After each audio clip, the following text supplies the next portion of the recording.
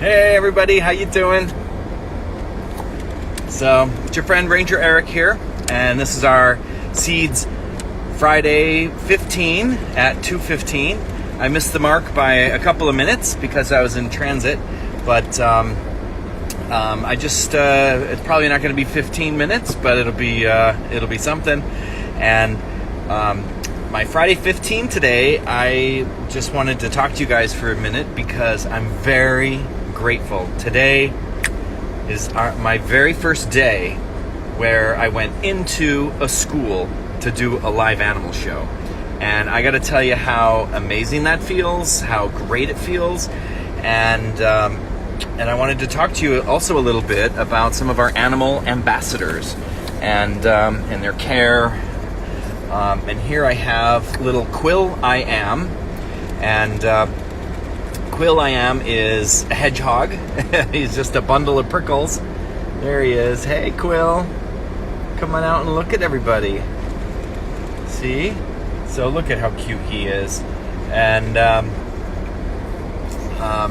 so so Quill is, he's over a year now, because he was our first animal born at Seed.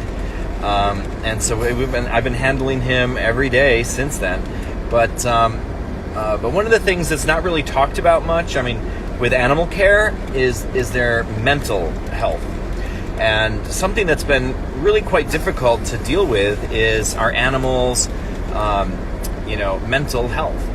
Because when the pandemic shut down schools and obviously canceled all of our field trips and in-school programs, we did switch to virtual.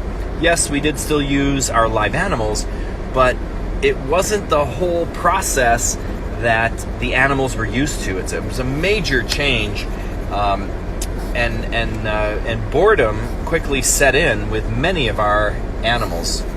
And I could even note that some of the animals were even depressed a bit.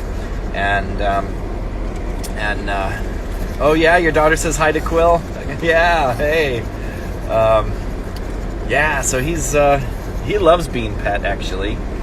But anyway, so what I was talking about was that I noticed a lot of our animals were showing signs of depression, and that's a hard one to fix. So that means a lot more time every day handling the animals, looking out for their mental health as well as their physical health. And look at that cutie pie face. Oh, he's so cute. You're so cute, Quill. And so hey Audrey, thanks for joining. And so there's Quill. So it's been really important that me and the volunteers that help take care of all these animals have been handling them. That's really an important part of every day. Touching the animals, handling them, and keep them feeling connected as part of your family. Because when they're just sitting in a cage like that all day, they definitely have emotions and stuff like that. So I even got Lovey Dove here. Hey, sweetie. So I had all these animals in school with me today, and the kids had to wear gloves, but they were still able to touch the animals in a very safe, COVID-friendly environment. And here's Lovey Dove. So she likes traveling. She likes traveling in the car, but she's probably going to hop up on the dashboard in a second. Is that right, sweetie? So Lovey is pretty easy to look after, because I can just pick her up and put her on my head or put her on my shoulder and just walk around with her for a little bit. Some of the other animals are a little bit more difficult, like the tortoise or the hedgehog. He's not easy to carry. And also, when Quill wakes up like he is right now, he really does want to run and move around quite a bit. Look at what a good girl you're being. Yeah. You gonna go somewhere? Oh, yep, you want to go up on my head. So, and that's where she's probably gonna poop. So, on camera. Thanks, Lovey. Love you too, honey. And so I just have to give a shout out to all of our fabulous volunteers who are helping with the animal care, because they're really doing a great job, and looking after everybody's health, changing out their cages so that it's a little different every time, and that keeps the animals mentally stimulated as well. That's just good animal husbandry, to do that. So those of you with animals at home, please think about that. Like you think about it with your dog. You keep your dog, with the family, and you're playing with them and stuff like that. But even things like bearded dragons and corn snakes and all those animals need your interaction just as much as your dog does. I wanted to show you. Yeah, so I also travel. I put all my animals in plastic bins now. There was a time when I would do live animal shows, and I wanted to show people their setup. And so I made these elaborate cages, glass tanks with their setups and tunnels and just whatever was needed in there. And I would bring all this to a program until one day somebody stopped short, and I had to slam on the brakes, and all these tanks slammed against each other, and a bunch of them broke.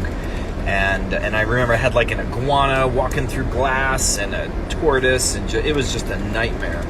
And so in the middle of this intersection, I just jump out of the car and I start grabbing animals and getting them out of broken glass. So after that, I was like, you know what? That's not a smart move. Just better to have a nice travel bin like this. And I like these shoeboxes, plastic shoeboxes, because you can see. I drilled air holes in it, but really that's just for show. But I like this one because it's not sealed at all. There's a 360 degree air gap all the way around the lid. And I'll tell you a funny story.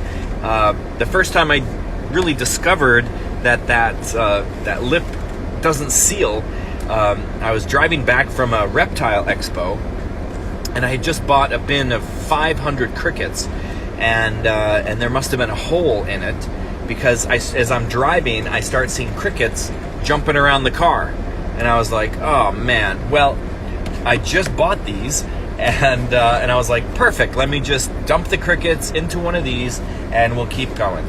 So I pull over off on the side of the highway, dump the crickets in, close it up, keep driving, and I still keep seeing crickets around, and I'm like, wow, a lot got out. And so I get home, I open up the bin, and there's like 10 crickets left in the bin.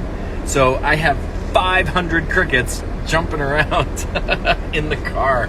And that's when I'm like, how did they get out?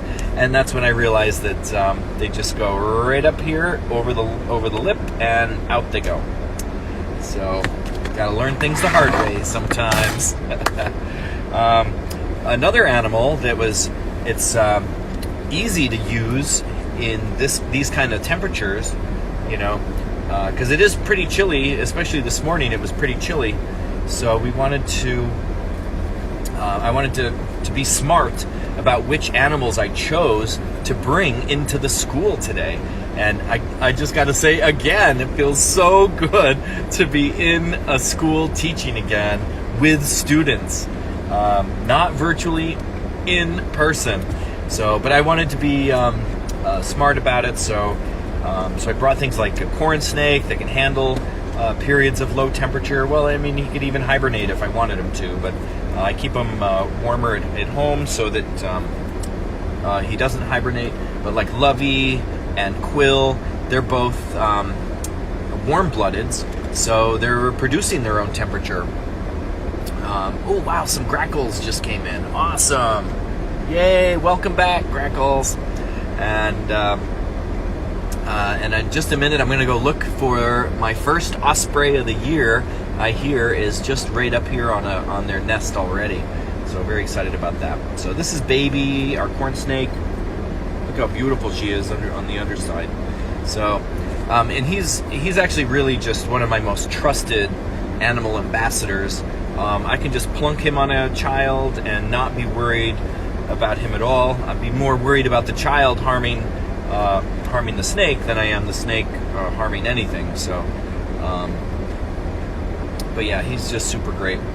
But at any rate, so that's all I wanted to say. Thank you guys for joining in today, and I'm sure we'll see you around. Please join us tomorrow. Is our spring equinox festival, and we're going to be celebrating it for 12 hours tomorrow. So it's going to be a real fun festival. I hope you join us every hour on the hour from 7 a.m. until 7 p.m. So until then, I'm going to sign off. I will see you guys out there.